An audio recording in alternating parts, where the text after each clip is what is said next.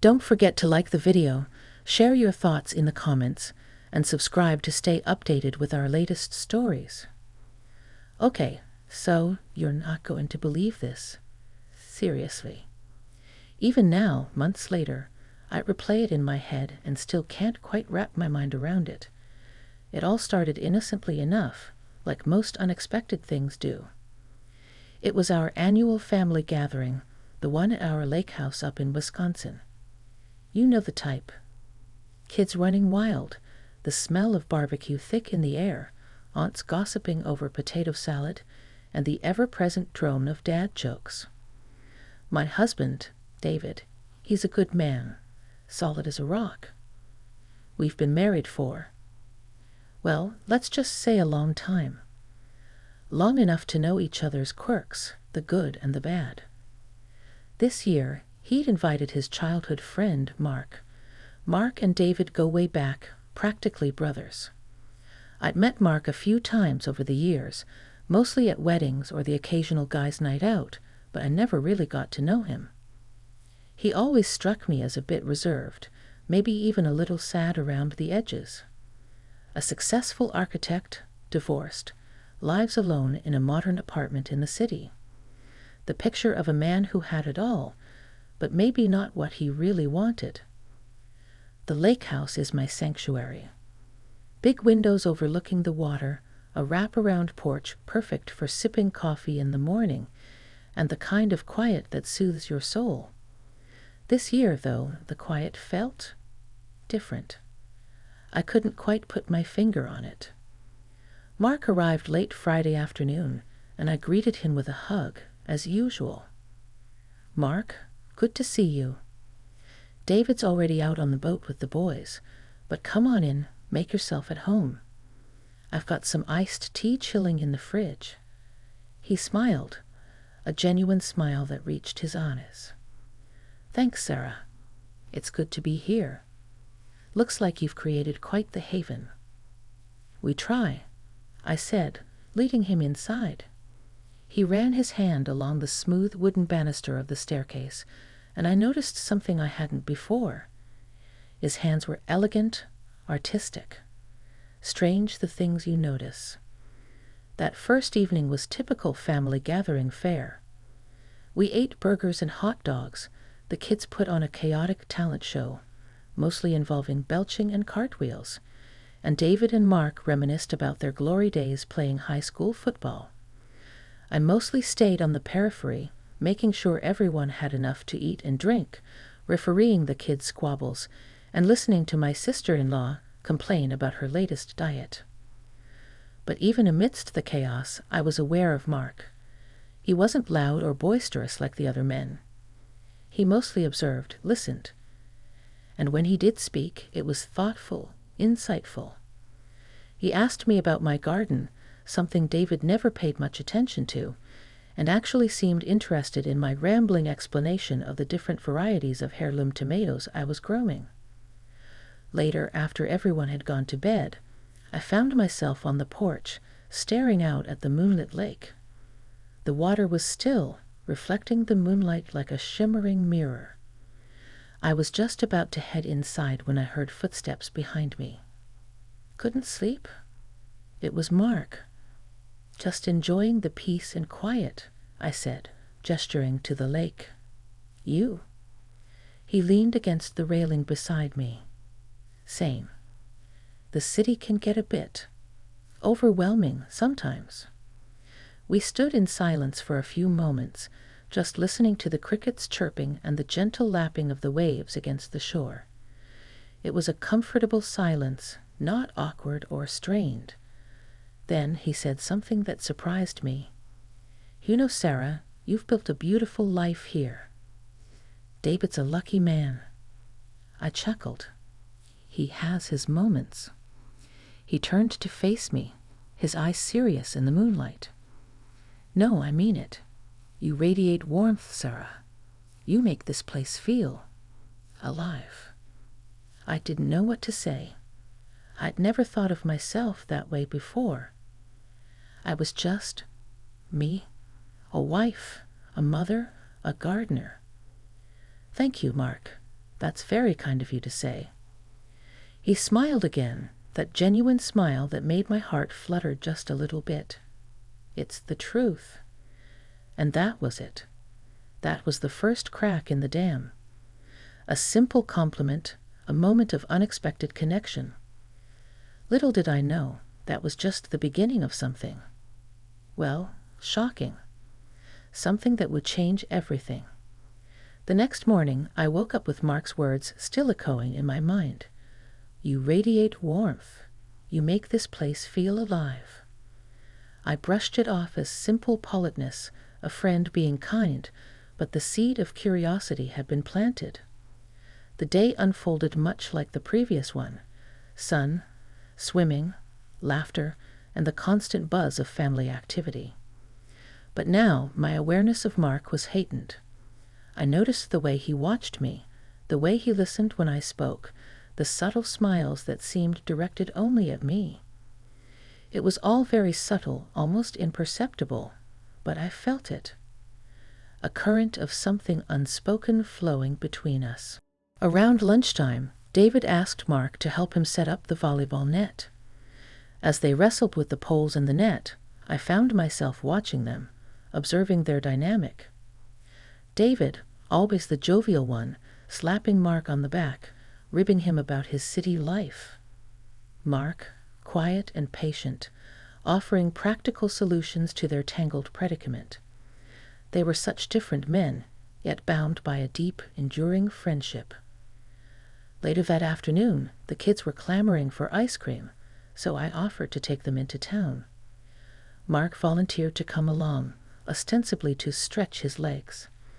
As we drove, the kids chattered excitedly about their favorite flavors, but I couldn't help but notice Mark's gaze in the rearview mirror. He wasn't staring, but his eyes kept drifting to mine, a silent acknowledgement of something shared. The ice cream parlor was packed, and the line snaked out the door. While the kids argued over sprinkles, Mark and I stood in a corner, out of the immediate fray. "So," he said, leaning against the wall, "how do you really feel about these family gatherings?" I laughed. "Don't tell David, but sometimes they're a bit much. A week of nonstop noise and chaos can be draining." "I can imagine," he said, his eyes crinkling at the corners. "You seem to carry the weight of it all on your shoulders." "It's just what I do," I said, shrugging. "Someone has to keep things running smoothly." "But do you ever do anything for yourself?" he asked, his voice soft. His question caught me off guard. I thought about my garden, my occasional book club meetings, but those felt more like obligations than true acts of self-care. "Not really, I guess." He nodded slowly, his gaze intense. "You deserve more, Sarah." The line moved forward, and our conversation was interrupted by the kids' impatient demands for their ice cream. But his words hung in the air, a challenge to the life I had so readily accepted. That evening, after the kids were finally asleep, David and Mark settled in for a game of poker with my brother and my uncle. I retreated to the porch, seeking solace in the quiet darkness. I felt restless, uneasy.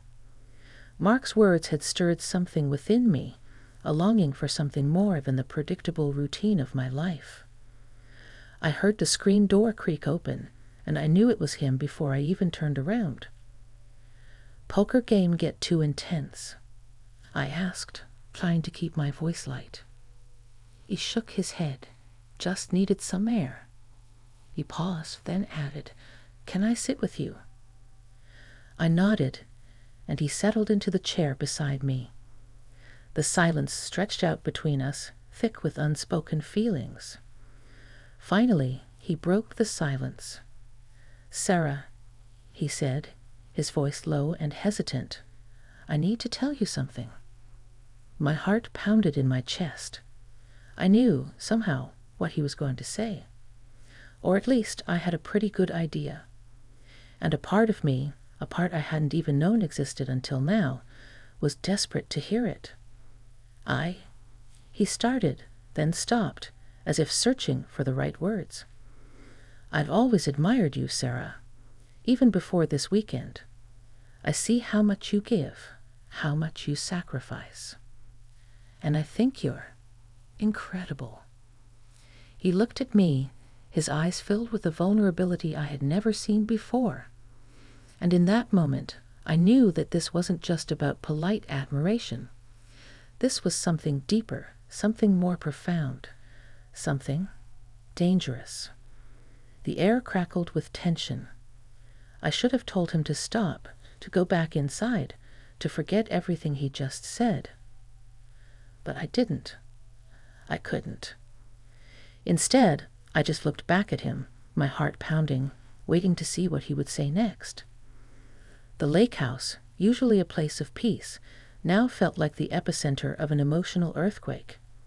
He reached out, his hand hovering just above mine. "May I?"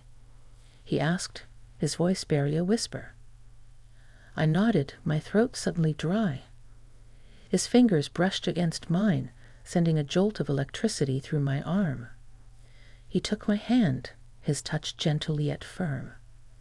His hand was warm, calloused in a way David's never had been, a craftsman's hand. It felt good. "I know this is probably wrong," he said, his gaze fixed on our intertwined hands. "I know David is my best friend, but I can't help how I feel. And I needed you to know." Tears welled up in my eyes. Not tears of sadness, but tears of confusion, of longing, of guilt. "Mark," I whispered, I don't know what this is." "I don't either," he admitted. "But I feel a connection with you, Sarah. A connection I haven't felt with anyone in a very long time." We sat in silence again, our hands still clasped together. The only sound was the chirping of crickets and the distant laughter from the poker game inside. It felt like we were the only two people in the world. Then he did something I never expected. He leaned in, his face inches from mine. "Can I kiss you, Sarah?" he asked, his voice thick with emotion. My mind raced. This was insane. This was wrong. This could destroy everything. But a part of me, the part that had been dormant for so long, the part that craved attention and affection and something more, was screaming yes. I closed my eyes. "Yes," I whispered. His lips met mine, softly at first, then with increasing intensity. It wasn't a passionate, lustful kiss. It was a tender, searching kiss. A kiss that spoke of loneliness, of longing, of a shared understanding of something missing in our lives. I kissed him back. I know, it was wrong. So wrong. But in that moment, I didn't care. I was lost in the feeling of his lips on mine, the warmth of his hand in mine, the connection that seemed to transcend everything else. The kiss lasted only a few seconds, but it felt like a lifetime. When we finally broke apart, we were both breathless. "I'm sorry," he said, his voice filled with remorse. "I shouldn't have done that." I didn't say anything. I couldn't. I was too overwhelmed with emotions. He stood up. "I'm going to go inside," he said. "I'll see you in the morning." He turned and walked back towards the house, leaving me alone on the porch, reeling from what had just happened. I sat there for a long time, trying to make sense of it all. How had this happened? How had I let it happen? I was a married woman, a wife, a mother. I didn't do things like this, but I had. And now I had to face the consequences. The next morning, I woke up feeling like I had been hit by a truck. I avoided Mark all morning, busying myself with chores and trying to act normal around David and the kids. But I could feel Mark's eyes on me, watching me, waiting for me to acknowledge what had happened. Finally, after lunch, I cornered him as he was heading down to the dock. "Mark, we need to talk," I said, my voice trembling. He stopped and turned to face me, his expression somber. I know. We walked down to the end of the dock and sat down, our feet dangling over the edge. The lake sparkled in the sunlight, but I couldn't appreciate its beauty. What are we going to do? I asked, my voice barely of a whisper. He sighed. I don't know, Sarah. I truly don't. We can't tell David, I said. It will destroy him. I know, he said. I would never want to hurt him like that. So what? We just pretend it never happened. He looked at me, his eyes filled with sadness. I wish we could. But I don't think we can. Not really. Then what? I asked, my voice rising in desperation. What's the answer, Mark? He reached out and took my hand again. I don't have an answer, Sarah, but I promise you we'll figure it out. Together. His words were both comforting and terrifying. I knew that whatever happened, my life would never be the same. The quiet lake house, once a symbol of peace and tranquility, had become the stage for a drama that could shatter everything I held dear. The shock of what happened resonated, and I knew things had changed forever. The rest of the weekend was a blur. I avoided being alone with Mark as much as possible, clinging to David and the kids like a lifeline. I laughed at his jokes. I hugged him tight. I tried to reassure myself that everything was normal, that I was still the same woman I had been before Mark's confession. But I wasn't. I knew too much. I had felt too much. Mark, for his part, was subdued. He helped with the chores, played with the kids, and engaged in polite conversation with the other adults, but he kept his distance from me. I could feel his eyes on me, though, filled with a mixture of longing and regret. Finally, Sunday afternoon arrived, and it was time for Mark to leave. I stood on the porch, watching as he packed his car. David walked over to shake his hand. Thanks for coming, buddy, David said, clapping him on the back. It was good to have you. Thanks for having me, Mark said, his voice strained. He looked at me, his eyes conveying a silent message of goodbye and something more, something unresolved. He got into his car and drove away, leaving me standing on the porch, feeling more confused and conflicted than ever. The week that followed was agonizing. I couldn't stop thinking about Mark, about his words, about his kiss. I replayed the events of the weekend in my head over and over again, trying to understand what had happened and what it all meant. I found myself comparing Mark to David. David was comfortable, familiar, safe. He was the man I had built a life with, the father of my children. But he was also predictable, sometimes even a little boring. He took me for granted, assuming that I would always be there, taking care of everything. Mark, on the other hand, was exciting, unpredictable, and dangerous. He saw me, really saw me, in a way that David hadn't in years. He made me feel alive, vibrant, and desirable. But he was also a threat, a potential disruptor of the life I had so carefully constructed. One evening, I was in the kitchen, washing dishes, when David came up behind me and wrapped his arms around my waist. "You okay?" he asked, nuzzling my neck. "You seem a little distant lately." I stiffened. "I'm fine," I said, pulling away. "Just tired." He looked at me, his eyes filled with concern. "You sure? You haven't been yourself since the lake house." My heart pounded in my chest. "I said I'm fine, David," I snapped. "Leave me alone." He backed away, hurt and confused. I immediately regretted my outburst. "I'm sorry," I said, my voice softening.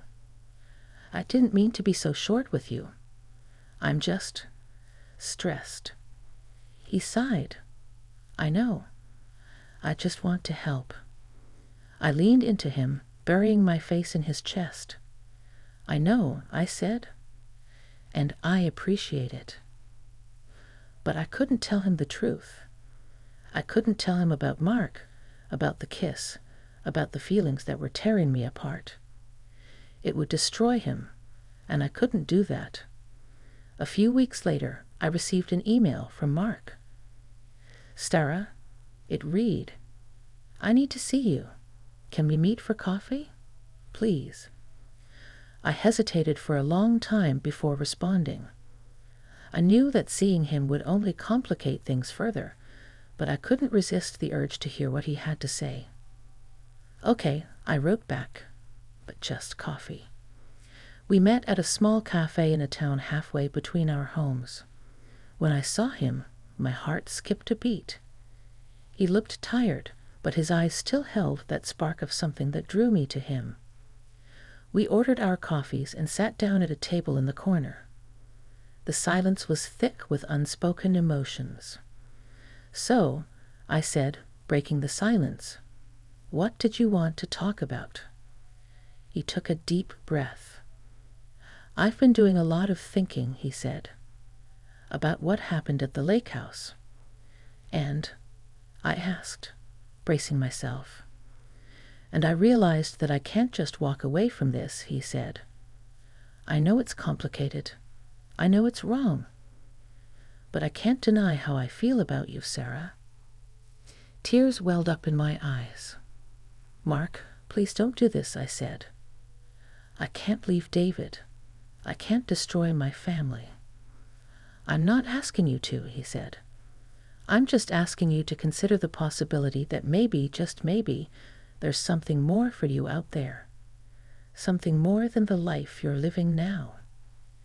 He reached across the table and took my hand. "I know this isn't easy," he said, "but I believe that we deserve to be happy, and I believe that we could be happy together." I looked at him, my heart torn in two. A part of me wanted to run away with him, to escape the confines of my life and embrace the unknown. But another part of me, the responsible part, the loyal part, knew that I couldn't. I had a husband, children, a life to consider. "I don't know, Mark," I said, my voice trembling. "I just don't know." He squeezed my hand. "Take your time," he said. "Think about it. And if you decide that I'm not the right choice, I'll understand. But I had to tell you how I feel." We finished our coffees in silence. As we were leaving, he stopped me and kissed me, a quick, chaste kiss on the cheek. "I'll be waiting," he whispered. I drove home that day, my mind racing. I knew that I had a big decision to make, a decision that would change the course of my life forever. In the end, I chose David. I chose my family. I chose the comfort and security of the life I had built. It wasn't an easy decision, and there were times when I doubted myself, when I wondered if I had made the right choice. But I knew that I couldn't abandon my responsibilities, that I couldn't inflict that kind of pain on David and the kids. I never saw Mark again. We exchanged a few emails in the weeks that followed our coffee meeting, but eventually the communication faded away. I heard through David that he had moved to another city, started a new job, and was trying to move on with his life. I often wonder what would have happened if I had made a different choice. If I had chosen Mark, would I have found the happiness I was searching for? Or would I have regretted my decision, haunted by the guilt of abandoning my family? I'll never know. But I do know that the experience changed me. It made me realize that I deserved more than just being a wife and a mother. It made me realize that I needed to take care of myself, to pursue my own passions, to find my own happiness. And so I did. I started taking art classes, something I had always wanted to do. I joined a book club. I spent more time in my garden, nurturing the plants and nurturing myself. I'd also started paying more attention to David, to his needs, to his feelings. I made an effort to connect with him on a deeper level, to rekindle the spark that had faded over the years. It wasn't easy, and there were times when I felt like giving up. But I persisted, determined to make the most of the life I had chosen. And slowly, gradually, things started to improve. David and I grew closer. The kids started to appreciate me more. I found a sense of fulfillment in my new hobbies and activities. My life wasn't perfect, but it was good. And I realized that sometimes the most shocking and unexpected experiences can lead to growth, to self-discovery, and to a deeper understanding of ourselves and the world around us. The experience with Mark forced me to reevaluate my life, to identify what was missing, and to take steps to fill the void. It was a painful and difficult journey, but it ultimately led me to a place of greater contentment and self-awareness.